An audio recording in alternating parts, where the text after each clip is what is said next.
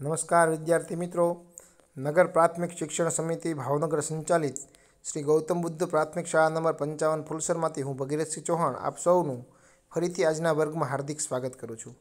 આપણે સામાજિક વિજ્ઞાન ધોરણ 7 અને એકમ 13 સંસાધનોનું જતન અને સંરક્ષણ આ એકમનો અભ્યાસ કરી રહ્યા છીએ. એના અગાઉના વર્ગમાં આપણે ઘણી બધી માહિતી મેળવી છે. આજના વર્ગમાં આપણે વન્યજીવન સંસાધન છે એના વિશે ચર્ચા કરવાની છે, વાતો કરવાની છે. તો આપણે એની વિશે આગળ વાતો કરીએ. તો વન્યજીવ આપણા દેશની અંદર વન્યજીવન છે ખૂબ જ વિવિધતાસભર છે. આપણો દેશ ઘણી બધી વિવિધતાઓથી ભરેલો છે જ, પરંતુ ભારતનું વન્યજીવન છે ને એ બહુ વિવિધતાસભર અને નિરાળું છે. વિશ્વમાં જે વિવિધ જીવજંતુઓ અને અનેકવિધ પ્રાણીઓની પ્રજાતિ ભારતમાં આવેલી છે. વિશ્વમાં અમુક જ દેશોમાં અમુક પ્રજાતિઓ છે. તો દાખલા તરીકે આપણે વાત કરીએ તો સિંહની વાત કરીએ તો એશિયા ખંડની અંદર ફક્ત ભારત દેશમાં જ સિંહ જોવા મળે છે. તો આપણા દેશમાં સિંહ, વાઘ, દીપડો, ચિત્તો બધા પ્રાણીઓ જોવા મળતો હોય તો એક ભારત દેશમાં છે. તો એ આપણી વિવિધતા છે. પક્ષીઓ અને માછલી પ્રજાતિમાં પણ ઘણું બધું વૈવિધ્ય જોવા મળે છે. અલગ અલગ પ્રકારના પક્ષીઓ છે, માછલી ઘણી બધા પ્રકારની છે. એ આપણા દેશની વિવિધતા છે.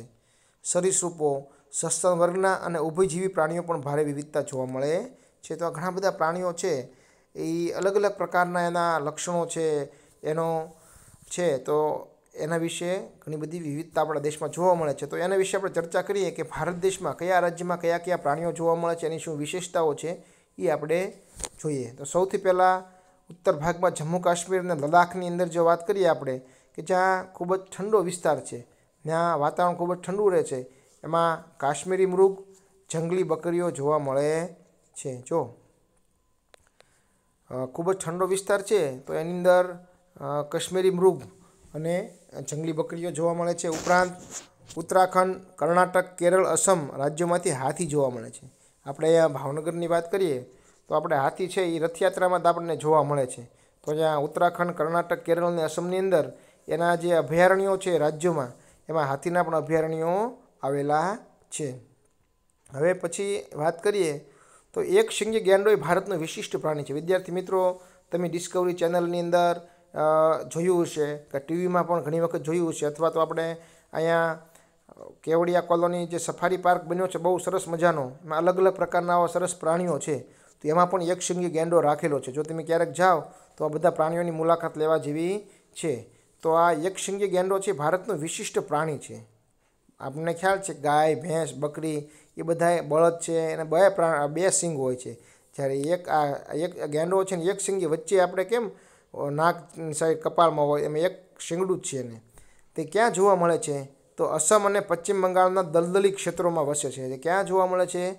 તો અસમ અને પશ્ચિમ બંગાળ જે છે એના દલદલી ક્ષેત્રોમાં, એટલે એનું જે દલદલના છે ત્યાં જોવા મળે છે. ઉપરાંત આપણે ગુજરાતની વાત કરીએ તો કચ્છના નાના રણમાં અને તેને અડીને આવેલા ક્ષેત્રોમાં ઘુડખર જોવા મળે છે. જો જંગલી ગધેડા, જો ઘુડખર એટલે શું? જંગલી ગધેડા.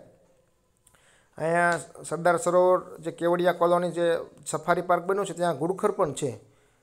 તો એ ગધેડા જ છે પણ જંગલી ગધેડા. તો જંગલી ગધેડાનું નામ ઘુડખર આપ્યું છે. એ વિશિષ્ટ પ્રાણી છે. એ અમુક જગ્યાએ જોવા મળે છે. તો ભારતમાં આપણે અહીંયા ગુજરાતના કચ્છના નાના રણમાં જોવા મળે છે. અહીંયા જે ચિત્ર આપ્યું છે વાઘ છે, આપણા દેશનું રાષ્ટ્રીય પ્રાણી છે એ વાઘ છે, એનું ચિત્ર આપણને બતાવ્યું છે.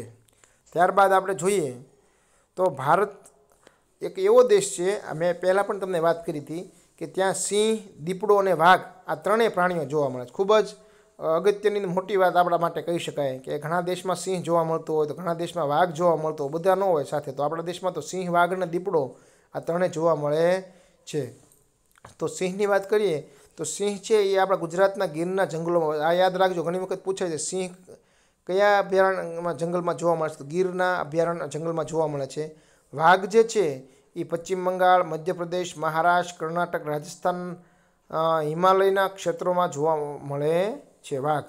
અને હવે જે વાત કરી છે તો રોયલ બેંગોલ ટાઈગર છે, બંગાળનો વાઘ, એ વિશ્વની 8 જાતિઓમાંનો એક છે. વિશ્વમાં વાઘની જે 8 જાતિઓ છે એમાંની એક જાતિ છે રોયલ બેંગોલ ટાઈગર, એ બંગાળનો વાઘ છે.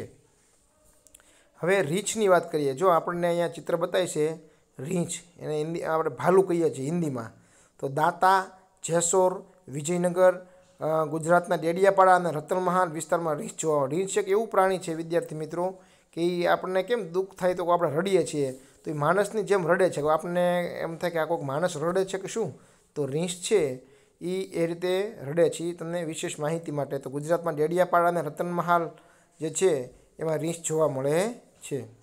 હવે એની સિવાય તો ઘણા બધા પ્રાણીઓ છે, પરંતુ અહીંયા આપણે એટલા પ્રાણીઓની વાત કરી છે. હવે થોડોક પક્ષીઓ વિશેની માહિતી મેળવીએ કે કઈ કઈ જગ્યાએ પક્ષીઓ છે. આપણે એક વખત હું કોષ્ટક બનાવીને તમને આખું લિસ્ટ આપીશ કે ભાઈ આ રાજ્યોમાં આ પ્રાણીઓ, વિશિષ્ટ પ્રાણીઓ વિશેની પણ તમને માહિતી ગ્રુપમાં, વર્ગમાં મૂકીશ. હવે આપણે પક્ષીઓ વિશેની વાતો કરીએ. તો ભારતની જો વાત કરીએ તો એમાં બતક, પોપટ, કાબર, કબૂતર, મેના વગેરે જાતિના પક્ષીઓ મોટી સંખ્યામાં જોવા મળે. જો આપણા દેશની અંદર ઘણા બધી આવી બધી જાતિઓના પક્ષીઓ મોટા પ્રમાણમાં સંખ્યામાં જોવા મળે છે. ગુજરાતનું નળ સરોવર શિયાળામાં આવતા યાયાવર પક્ષીઓ માટે જાણીતું છે. જો આ વિદ્યાર્થી મિત્રો હમણાં 2 દિવસ પહેલાં પેપરમાં સરસ મજાનું ફોટા પણ હતા, અને આખો શિયાળો અત્યારે પૂર્ણતાના આરે છે ત્યારે ગુજરાતની અંદર નળ સરોવર છે એ યાયાવર પક્ષીઓ એટલે વિદેશમાંથી થોડો સમય આપણા દેશમાં કાઢવા માટે, દાખલા તરીકે શિયાળાની ઋતુ છે એ કાઢવા માટે વિદેશમાંથી પક્ષીઓ આવે છે નળ સરોવરમાં. તો કેટલા બધા પક્ષીઓ છે એ ત્યાં આવે છે. ઉપરાંત સુરખાબ ગુજરાતનું રાજ્ય પક્ષી છે. જો અહીંયા યાદ રાખજો વિદ્યાર્થી મિત્રો કે મોર છે એ આપણું રાષ્ટ્રીય પક્ષી છે, એમ ગુજરાત રાજ્યનું રાજ્ય પક્ષી કયું છે તો કે સુરખાબ એ આપણું રાજ્ય પક્ષી છે. પછી ભારતના સાગર કિનારે જે માછલાની વાત કરીએ તો ભારતના દરિયા કિનારે માછલીની ઘણા બધાની પ્રકારની જાતો છે. તો યાદ રાખજો વિદ્યાર્થી મિત્રો. અને માછલીઓ જે છે તો મેકરલ, ઝીંગા, બુમલા, શાર્ક, ડોલ્ફિન, સાલ્મન વગેરે પ્રજાતિની માછલીઓ જોવા મળે છે. તો ભારતની અંદર આ બધી માછલીઓ જોવા મળે છે. ઉપરાંત વિવિધ પ્રકારના હરણ અને સાપની અનેક પ્રજાતિઓ જોવા મળે. જો હરણ છે તો હરણના પણ ઘણા બધા પ્રકારો છે. પછી સાપ, સરીસૃપ જાતિમાં જે સાપ છે એ પણ આપણે અલગ અલગ પ્રકારના સાપ છે. તમે ડિસ્કવરી ચેનલ અથવા એનિમલ પ્લેનેટ જોશો તો એમાં આની વિશેની ઘણી વિશેષ માહિતી પણ આવતી હોય છે. પછી હિમાલયના શીત વનોમાં લાલ પાંડા જોવા મળે છે. હિમાલયનો જે ઠંડો વિસ્તાર છે એમાં લાલ પાંડા જોવા મળે છે. અહીં છે ઘોરાડનું ચિત્ર બતાવ્યું છે વિદ્યાર્થી મિત્રો રીંછની નીચે. તો ઘોરાડ છે એ સૌથી વજનદાર પક્ષી છે. સૌથી વજનદાર પક્ષી હોય તો એ ઘોરાડ છે. હવે આવ્યું છે લુપ્ત થતું વન્યજીવન. હવે આપણે વાત કરી અગાઉના એકમમાં કે જંગલો છે એનો નાશ થતો જાય છે. ધીમે ધીમે જંગલો ઓછા થતા જાય છે.